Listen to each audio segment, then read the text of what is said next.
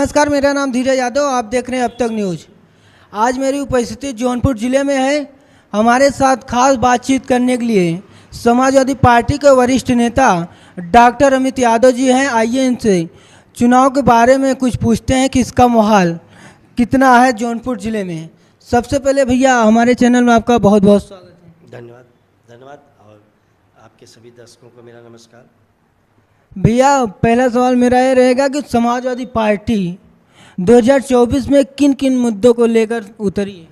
देखिए, ये जो लोकसभा के आम चुनाव हो रहे हैं, इसमें हमारे समाजवादी पार्टी के राष्ट्रीय अध्यक्ष माननीय श्री अखिलेश यादव जी ने स्पष्ट रूप से बता रखा है कि ये समाजवादी पार्टी संविधान बचाने के लिए चुनाव लड़ रही है।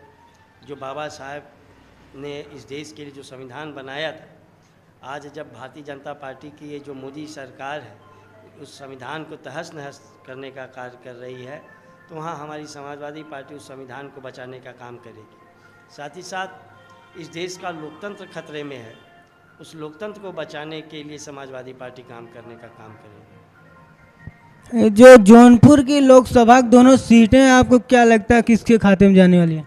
देखिए, निश्चित रूप से दोनों सीटें जो है समाजवादी पार्टी के खाते में जाने वाली है।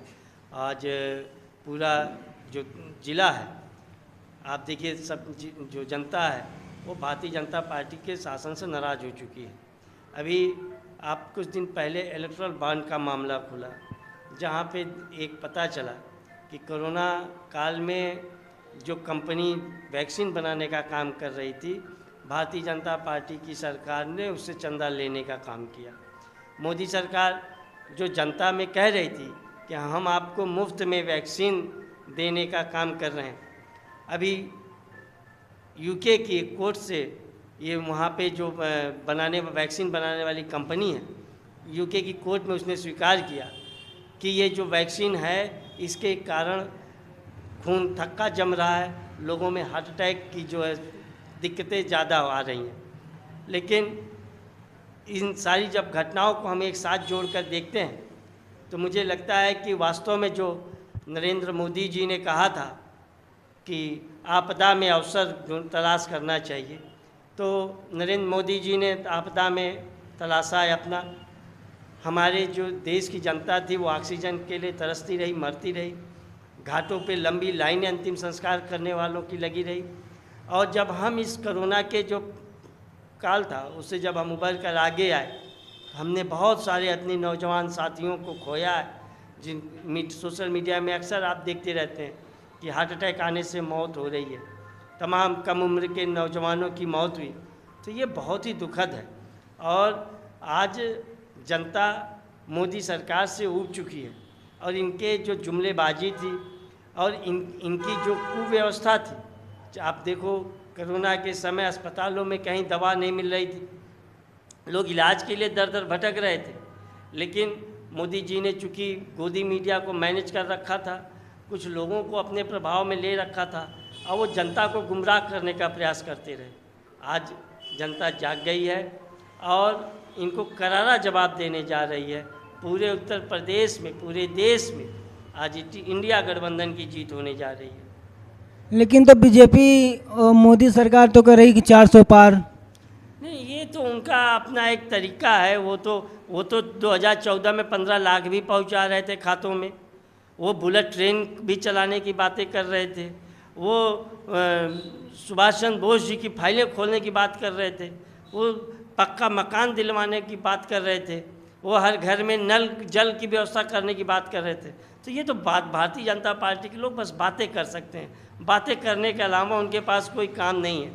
बल्कि मुझे तो लगता है इनका 400 पार हो या ना हो, लेकिन जनता इनको देश से पार कर देगी। इस बार हिंदुस्तान की आवाम ने तय कर रखा है, ये जो भाजपा और आरएसएस के लोग हैं, जो जिनके कारण इस देश का संविधान खतरे में है, इस देश का लोकतंत्र खतरे में है, इस देश का भाईचारा खतरे में है, उन लोगों को ये देश के बाहर करने का काम हिंदुस्तान की आवाम करने जा रही है। 2024 में सपा के कुल कितनी सीटें निकलने वाली हैं?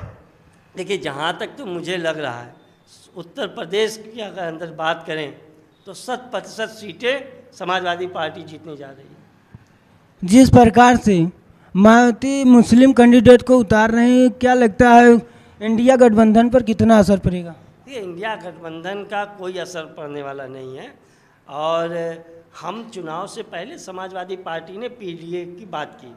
जो पिछड़े समाज के लोग हैं, जो दलित समाज के लोग हैं, जो अल्पसंख्यक समाज के लोग हैं, उनको आगे लेकर चलने का बात माननीय राष्ट्रीय अध्यक्ष श्री अखिलेश यादव जी ने कही थी। लोगों को लगा कि ये केवल चुनावी बातें हैं, लेकिन जब हमने अपने प्रत्याशी उतारे समाजवादी पार्टी ने, तो हमने दिखाया ये जो पीडीए का हम नारा दे रहे हैं, ये केवल चुनावी नारा नहीं है, इसको हम ज़मीनी धरातल पर उतारने का काम करेंगे।